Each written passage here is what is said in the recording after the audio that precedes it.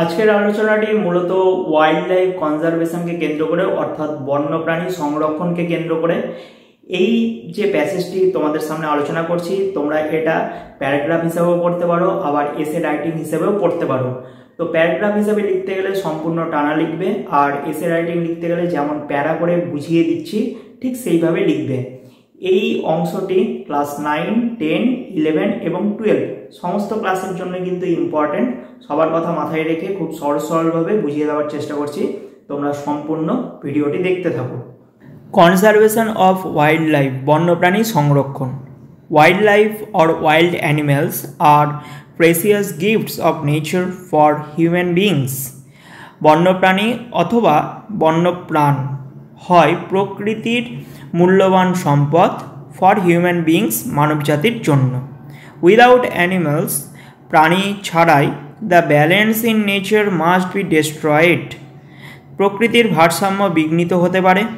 But human beings are mercilessly devastating animals by the way of deforestation, environmental pollution, shooting, etc. কিন্তু মানবজাতি নির্দয়ভাবে, mercilessly মানে নির্দয়ভাবে ধ্বংস করছে। কাদের ধ্বংস করছে? অ্যানিমালস, প্রাণী জগৎকে ধ্বংস করছে। কীভাবে ধ্বংস করছে? By the way of deforestation অর্থাৎ অরণ্য ছেদের মাধ্যমে, এনভায়রনমেন্টাল পলিউশন প্রকৃতি দূষণের মাধ্যমে, শুটিং পশু শিকারের মাধ্যমে ইত্যাদিভাবে।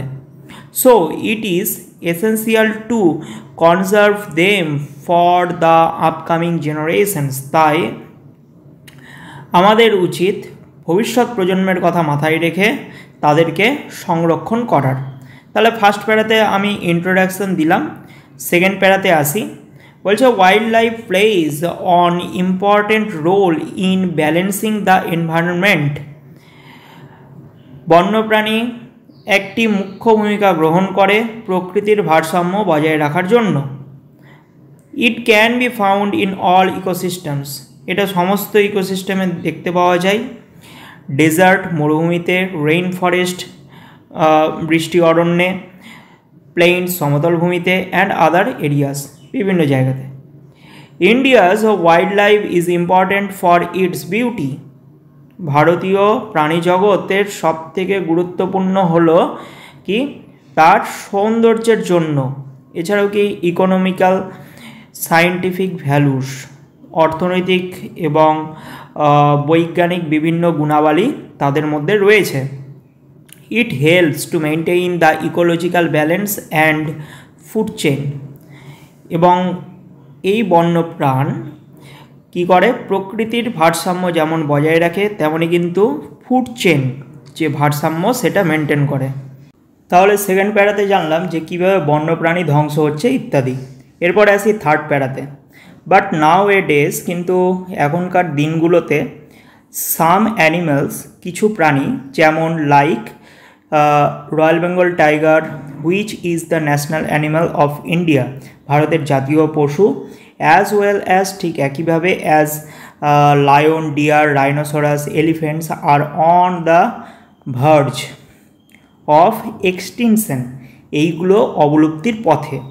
মার্চেন্টস অর্থাৎ ব্যবসায়ীরা কাট অফ কেটে নিয়ে যায় ট্রিজ ইন দ্য ফরেস্টস, বন জঙ্গল থেকে গাছপালাগুলো। পোচার্স মিন্স চোরা শিকারী। পোচার্স এনক্রোচ মানে বেআইনিভাবে ঢুকে পড়ে ইনটু দ্য ফরেস্টস, বন জঙ্গলের ভিতরে। দে হান্ট তারা শিকার করে animals for their hide, flesh, bones, ivory etcetera. Ivory মানে হচ্ছে হাতির দাঁত। তাহলে তারা হত্যা করে তাদের চামড়া, হাইড এখানে স্কিন তোমরা লিখতে পারো, ফ্লেশ তাদের মাংস, বোনস হাড়হাড্ডি এবং আইভরি মানে হাতির দাঁত ইত্যাদি। লাস্ট প্যারাতে আসি। In conclusion, people should give some knowledge of importance to the prevention of wild animals for their own benefit. পরিশেষে আমরা বলতে পারি যে মানুষজনের উচিত কিছু জ্ঞানের ধারণা দেওয়া ওয়াইল্ড লাইফ সম্পর্কে ঠিক আছে, ওয়াইল্ড লাইফের যে ইম্পর্টেন্স সম্পর্কে সেটার কিছু একটা ধারণা দেওয়াটা উচিত। The government of India has taken A number of measures to protect wild life. বন্যপ্রাণী সংরক্ষণের জন্য ভারতীয় সরকার থেকে কিছু জরুরি পদক্ষেপ গ্রহণ করা হয়েছে। 53 national parks and 248 reserve forests have been set up through out the country.